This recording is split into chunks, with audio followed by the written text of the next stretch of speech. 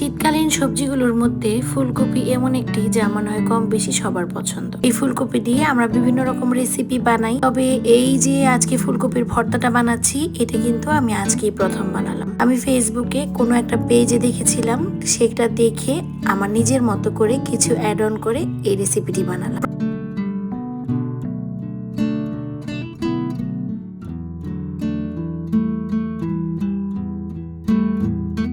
প্রথমে অল্প একটু জল দিয়ে তার মধ্যে ফুলকপি দিয়ে আর লবণ আর হলুদ দিয়েছি একটু, তারপরে দিয়ে দিয়েছিলাম অল্প একটু রসুন। এগুলো আমি 2টা সিটি দিয়ে নিয়েছি। 2টা সিটি দিলেই খুব সুন্দরভাবে সেদ্ধ হয়ে যাবে।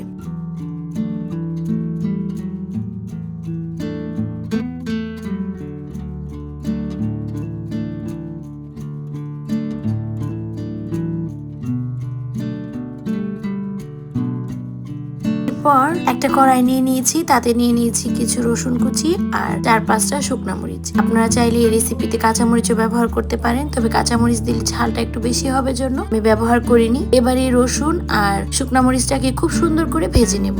সাথে এখানে অ্যাড করেছিলাম অল্প একটু কালো জিরা। এগুলো ভেজে নামিয়ে আমি বেশ কিছু পেঁয়াজ এবং রসুন কুচি দিয়ে দিলাম। এগুলোকে বেরেস্তার মতো করে ভেজে নেব। আর এই পাশে প্রেসার কুকারের ঢাকনাটা খুলে ফুলকপিগুলোকে ম্যাশ করে নেব। এই কাজটা আপনারা পটেটো ম্যাশার দিয়েও করতে পারেন কিংবা হাত দিয়েও করতে পারেন। আমি ডাল ঘুটনি দিয়ে করেছি।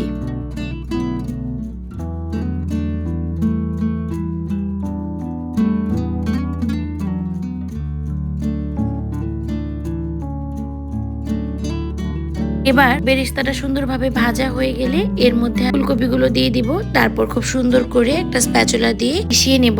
এদিকে আমি কিছু বাদাম ভেজে নিয়েছি। এই বাদামগুলোকে আমি এবার ব্লেন্ড করে নেব। তারপর এই ফুলকপির ভর্তাটার মধ্যে মিশিয়ে দেব।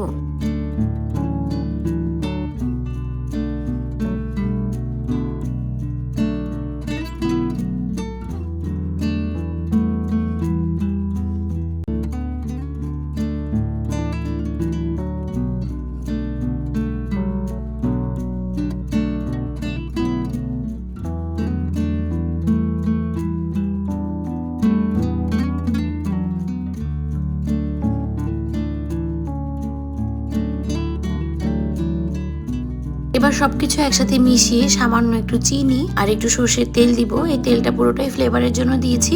সবশেষে অল্প একটু ধনিয়া পাতা কুচি দিয়ে সবকিছু মিশিয়ে গরম গরম ভাতে পরিবেশন করব আমাদের মজাদার ফুলকপির ভর্তা। এই শীতে এই ভর্তাটা অবশ্যই একবার ট্রাই করবেন। আপনারা সবাই খুব খুব ভালো থাকবেন। ধন্যবাদ সবাইকে।